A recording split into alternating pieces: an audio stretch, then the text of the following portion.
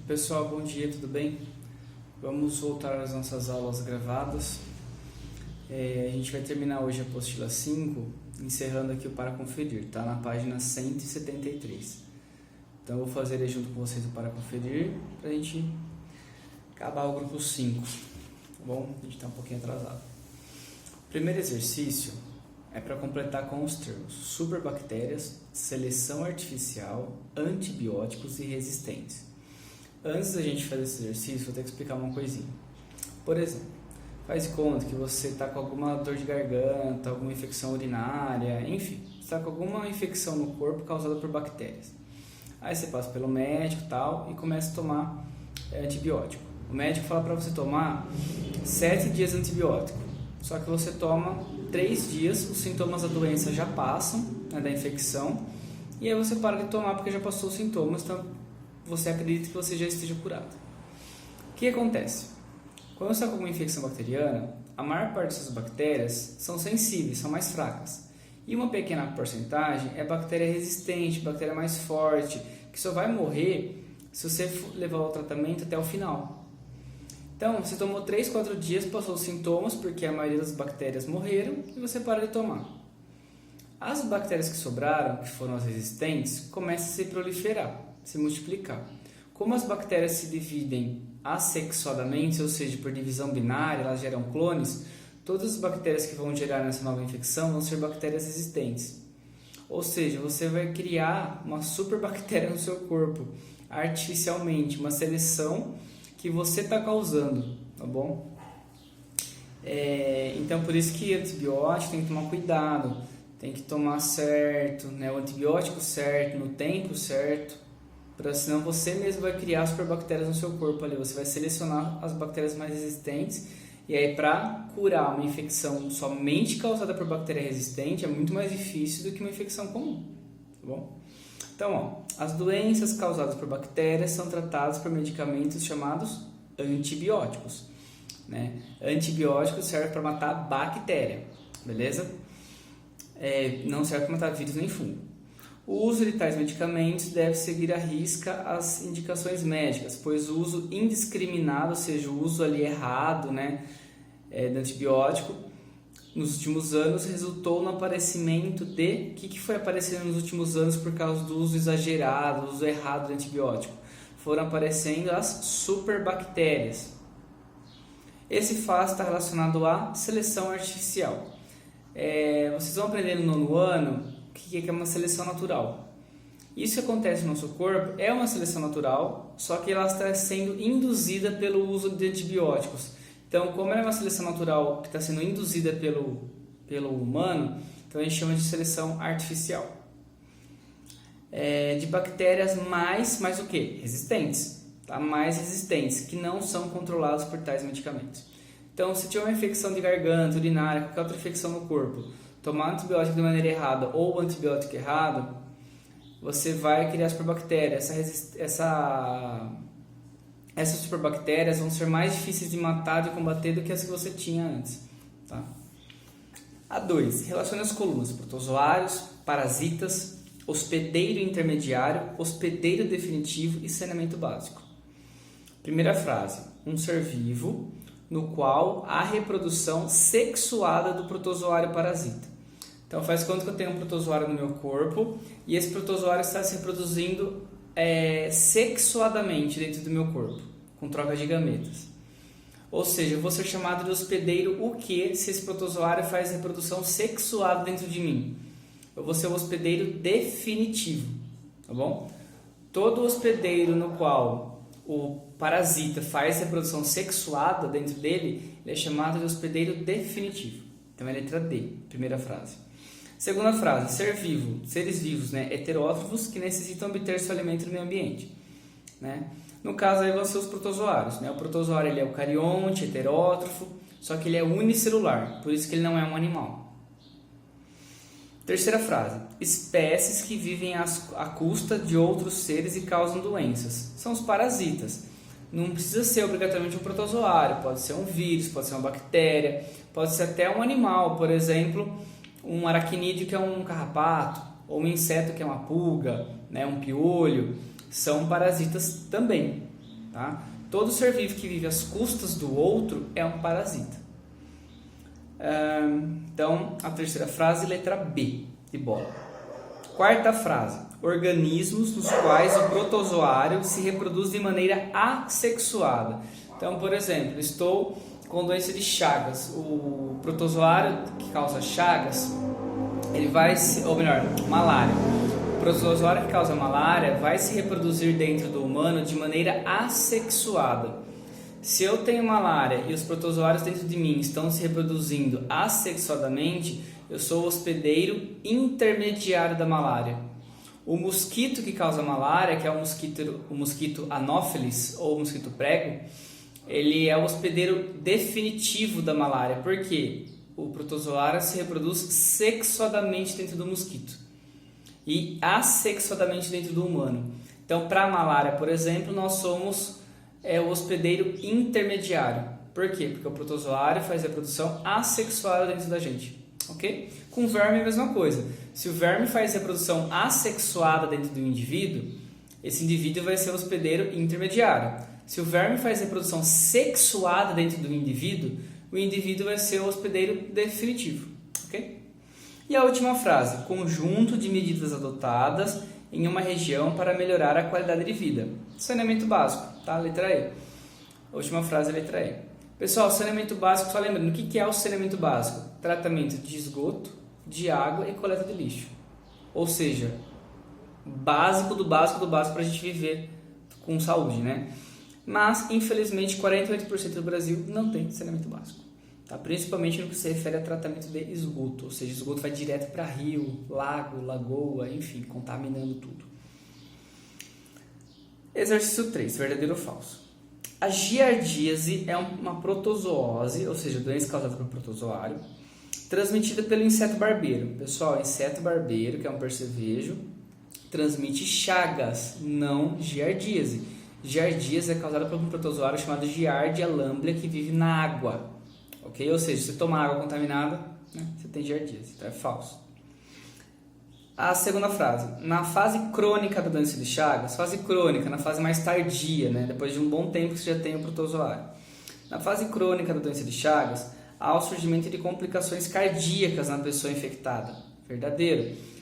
Provavelmente a pessoa que é infectada com Chagas vai morrer 10, 15, 20 anos depois que foi infectada, com problemas cardíacos, né? O protozoário ataca principalmente aí o coração. Terceira frase, a leishmaniose, que é aquela úlcera de Bauru, né, que a gente estudou, a leishmaniose tem como vetor o mosquito palha, ou birigui, verdadeiro. Então o vetor da leishmaniose, né, quem leva o protozoário para lá e para cá, é o mosquito, que é o vetor. A quarta frase, a malária é uma doença tropical, pois nessa região há presença de seu vetor, o mosquito do gênero Anopheles. Sim, verdadeiro. Tá? O mosquito do gênero Anopheles, que é o mosquito prego, ele necessita de um ambiente mais quente para se reproduzir, tá? Para se proliferar. Ambiente frio ele não consegue fazer isso, por isso que é uma doença tropical, a malária. Como em outras parasitoses, o saneamento básico é uma das ações mais efetivas na erradicação das protozooses. É o seguinte, é verdadeira essa frase, mas justamente os exemplos que ele deu aqui, leishmaniose, doença de Chagas e malária, nenhum desses três, vai combater com saneamento básico, tá? Mas o saneamento básico, né, só que a giardíase sim, nenhum desses três combate com saneamento básico. Mas o saneamento básico, gente, ele é o principal para evitar qualquer, para evitar vários tipos de doenças. Verminose, protozoose, virose, bacteriose, enfim. Várias doenças são evitadas com saneamento básico, tá? Então é verdadeiro. Embora essas três que eu falei, Chagas, leishmaniose e malária, não tenham a ver com falta de saneamento básico, mas o saneamento básico sim evita muitas doenças, tá? Então ficou só a primeira falsa, o resto do verdadeiro. A quarta, os fungos são organismos heterótrofos. Sim, fungo não faz fotossíntese, pelo amor de Deus, fungo não faz fotossíntese, fungo é heterótrofo, ele tem que se alimentar de alguma matéria orgânica ali. Então, os fungos são organismos heterótrofos, verdadeiro, que necessariamente parasitam outras espécies. É assim, existe fungo parasita e existe fungo que não é parasita. Existe fungo que se alimenta de matéria orgânica em decomposição, existe fungo de vida livre. Nem todo fungo é parasita. Então, essa palavra necessariamente, né, que é o obrigatoriamente, ela deixou essa frase falsa. ok? A segunda, as micotoxinas produzidas pelos fungos podem ser utilizadas como medicamento. Micotoxina é uma toxina, né, uma substância tóxica que é produzida por fungo, por isso que é mico, o prefixo mico é fungo. E elas podem ser usadas como medicamento. Sim, o primeiro antibiótico do mundo foi descoberto por acaso quando uma cultura de bactérias mofou. Tá? E aí esse mofo matou as bactérias ali que estavam em volta, né? Fez um halo de inibição, não deixava a bactéria crescer.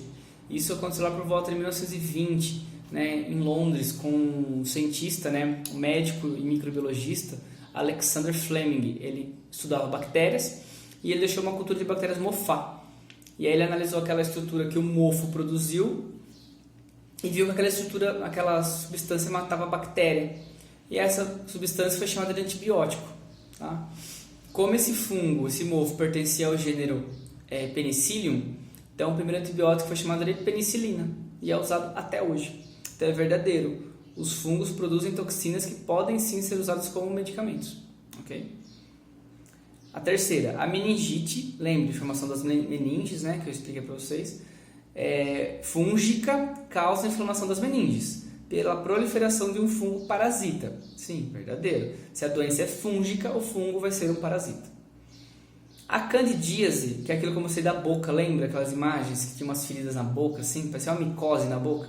A candidíase pode ser considerada uma doença oportunista, já que se manifesta quando o indivíduo está com baixa imunidade.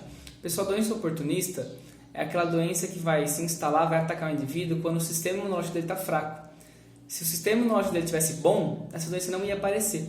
Tá? Então a candidíase, a micose, ela pode sim ser uma doença oportunista, certo? E a última, podemos nos alimentar de qualquer espécie de cogumelo. Gente, pelo amor de Deus, né? Vai sair comendo cogumelo por aí a rodo que você encontra no mato, você morre, tá? Tem cogumelo sim que é comestível, shimeji, shiitake, champignon, inclusive são bem nutritivos, tem bastante proteína, sais minerais, não engordam, tem vitaminas, mas qualquer espécie de cogumelo, gente, pelo amor de Deus, né? Tem cogumelo que comeu, morreu. Ou seja, vai ser comestível, né? Só uma vez só. Enfim. 5. Relaciona as colunas. Vírus, virose, parasita intracelular obrigatório, virulência e gripe. Pessoal, essa palavra virulência vocês não conhecem. Virulência é a capacidade de um parasita em proliferar e produzir substâncias tóxicas no organismo de alguém. Tá?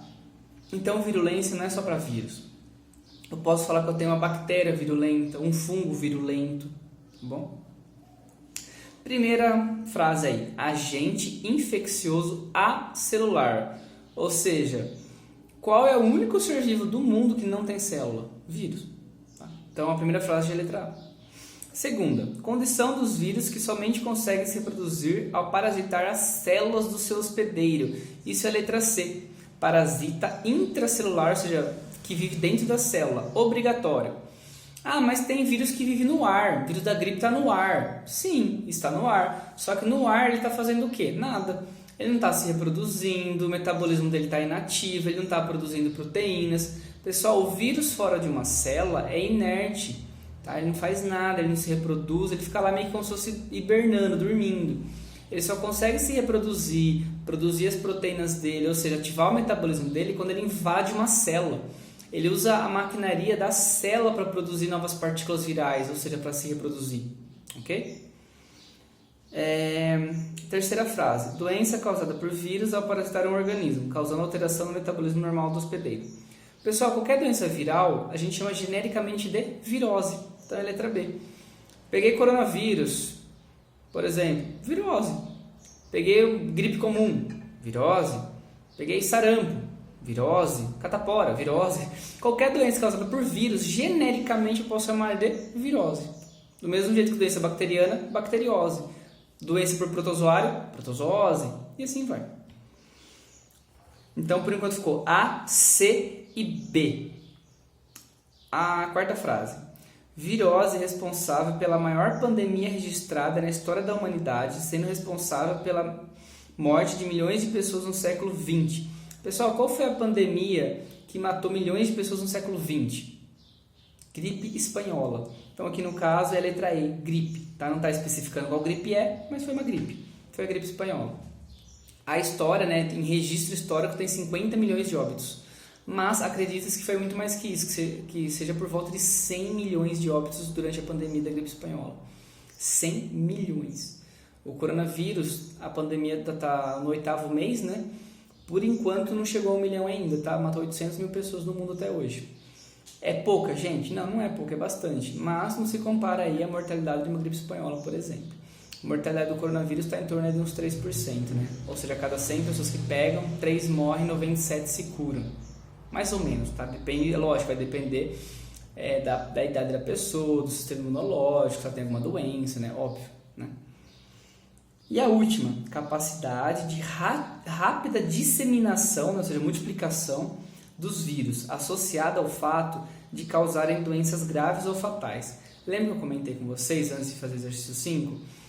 A capacidade do indivíduo, de um parasita se multiplicar e causar uma doença mais séria, isso é chamado de virulência. Não importa se é vírus, se é bactéria, se é fungo, tá? Qualquer parasita que causa uma doença em você e tem um potencial alto de matar, né? Um potencial grande de matar, de se multiplicar muito rapidamente, a gente fala que ele tem uma alta virulência. Então, virulência é isso, a capacidade de produzir as toxinas e fazer mal para o ser vivo, tá? De se multiplicar, fazer mal para o hospedeiro. Ok? Pessoal, é só isso então. A gente termina a apostila 5. Se tiver alguma dúvida, manda no WhatsApp, tá? Não fica com dúvida. Ok? É isso aí. Até mais, pessoal.